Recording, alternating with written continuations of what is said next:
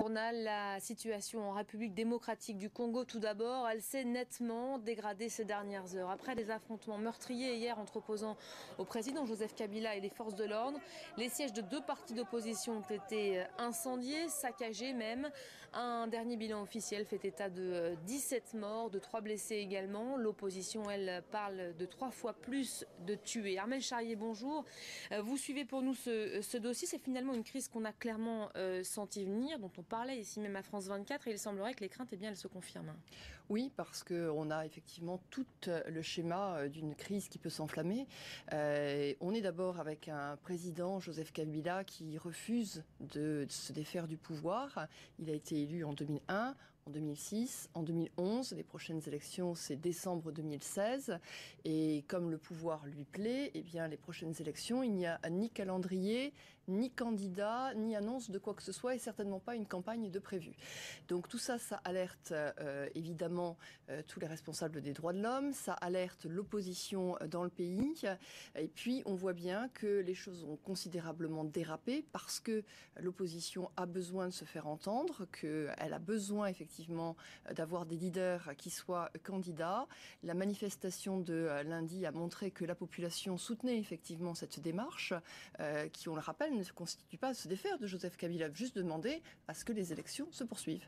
Et puis là, on est sur une accélération où des partis d'opposition sont pris à partie. On en est au 3e siège de l'opposition, effectivement, qui est en feu en ce moment.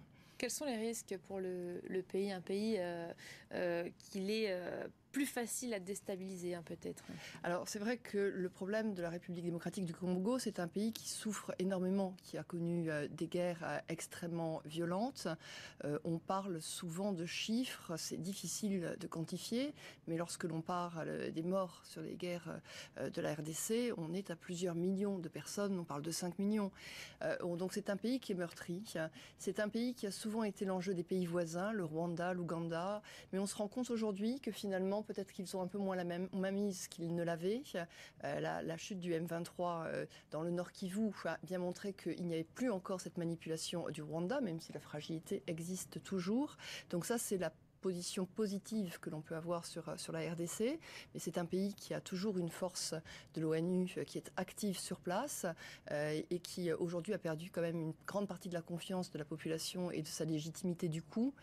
Et puis c'est un pays qui souffre de ces pays qui sont extrêmement riches, qui a de l'or, qui a du cobalt, qui a de l'argent, qui est un pays aussi avec des possibilités de terres arables extrêmement importantes, donc l'agriculture avec un processus hydraulique, un potentiel hydraulique extrêmement important, y compris pour la sous-région. Donc tout ça explique pourquoi est-ce qu'il donne très envie finalement ce pays à d'autres voisins et à des gens qui veulent me le manipuler.